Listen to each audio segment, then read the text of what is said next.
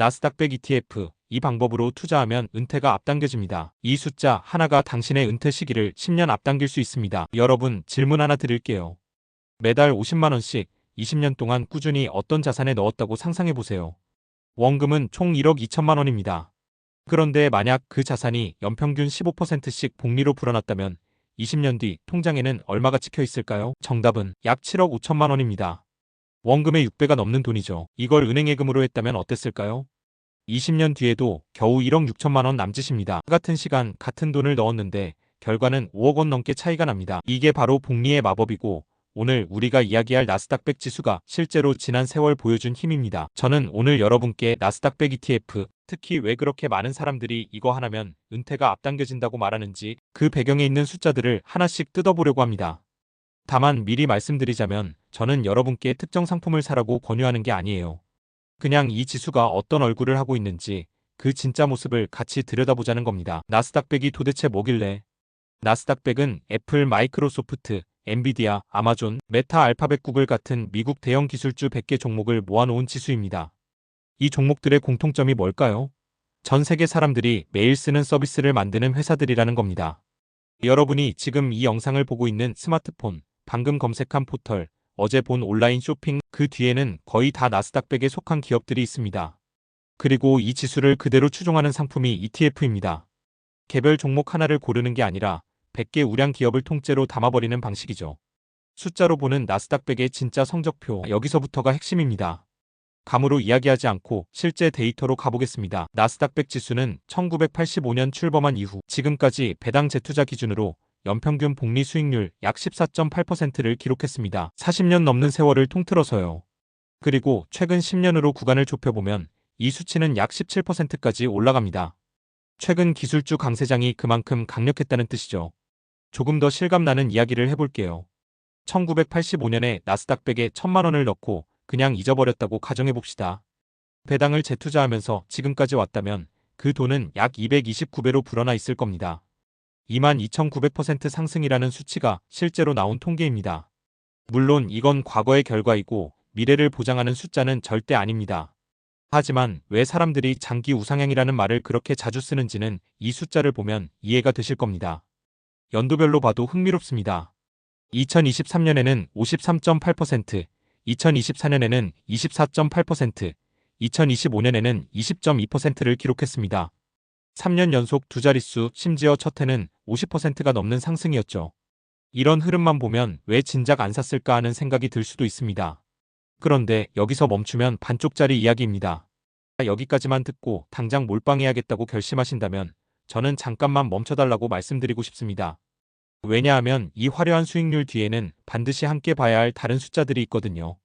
2000년 닷컴버블 붕괴 때 나스닥100은 고점 대비 약 78% 폭락했습니다.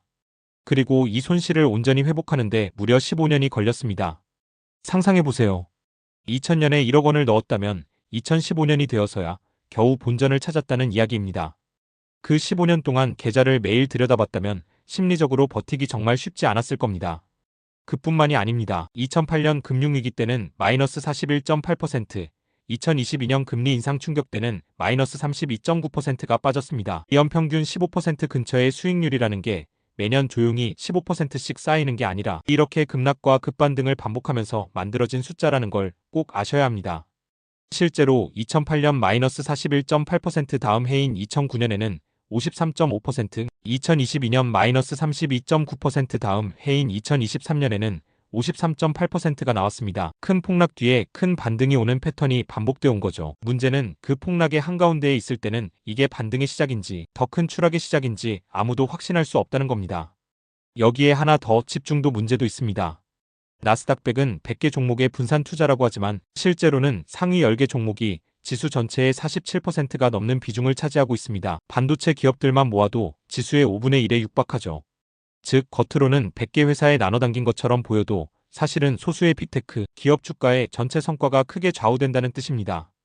그럼에도 사람들이 이 지수를 놓지 못하는 이유, 그런데도 왜 이렇게 많은 사람들이 나스닥100을 은퇴 준비의 핵심 자산으로 꼽을까요? 저는 그 이유가 시간에 있다고 생각합니다. 한 30대 직장인의 사례를 예로 들어볼게요. 그가 매달 100만 원씩 나스닥100 ETF에 25년간 적립식으로 투자했다고 가정해봅시다.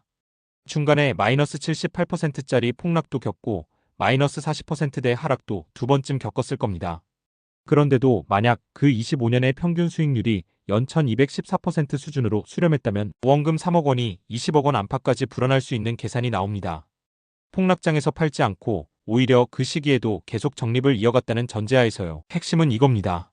나스닥 100의 역사가 보여준 건 매년 안정적으로 버는 자산이 아니라 긴 시간을 버텨낸 사람에게 크게 보상해온 자산이라는 겁니다. 짧게 들어갔다 나왔다 하는 사람에게는 오히려 가장 무서운 자산일 수 있고 10년, 20년을 내다보고 흔들리지 않을 수 있는 사람에게는 역사적으로 가장 강력한 복리 엔진 중 하나였다는 거죠. 그래서 우리가 준비해야 할 것, 결국 나스닥 100 투자로 은퇴를 앞당긴다는 이야기는 이 상품을 사기만 하면 자동으로 부자가 된다는 뜻이 아닙니다. 오히려 정반대에 가깝습니다. 폭락이 왔을 때도 팔지 않을 자신이 있는가, 10년 넘게 이 돈을 안 쓰고 묻어둘 수 있는가라는 질문에 스스로 답할 수 있어야 이 복리의 힘을 온전히 누릴 수 있다는 이야기입니다.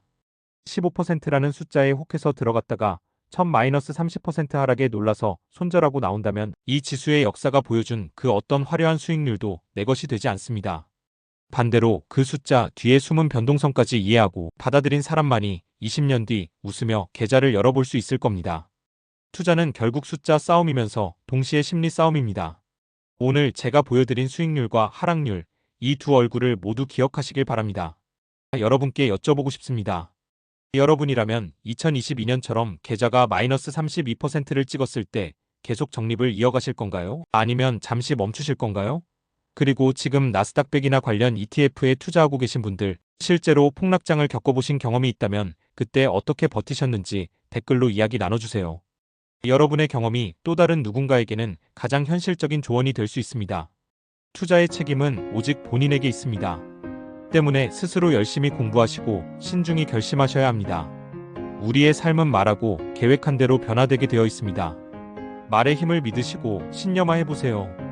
그것을 반복하다 보면 한 걸음 한 걸음 목표에 다가가고 있는 자신의 모습을 볼 수 있을 것입니다.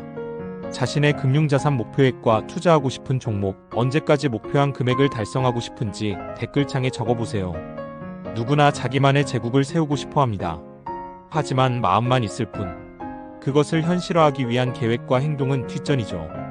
마음을 먹었다면 지금 바로 행동과 실천을 하시길 바랍니다. 천하를 얻어도 건강을 잃으면 다 잃는 것입니다. 주식도 좋고 투자도 좋지만 가장 중요한 것은 여러분의 건강입니다. 건강해야 복리의 마법도 누릴 수 있는 것이죠. 건강하게 5년 더 살면 가문의 자산을 최소 2배 더 확장시킬 수 있습니다. 운동과 좋은 음식들로 건강을 챙기시고 비타민, 영양제도 반드시 챙겨 드세요. 건강은 그 무엇과도 바꿀 수 없는 중요한 가치입니다. 부자의 독서노트와 함께 해주시는 여러분, 감사합니다.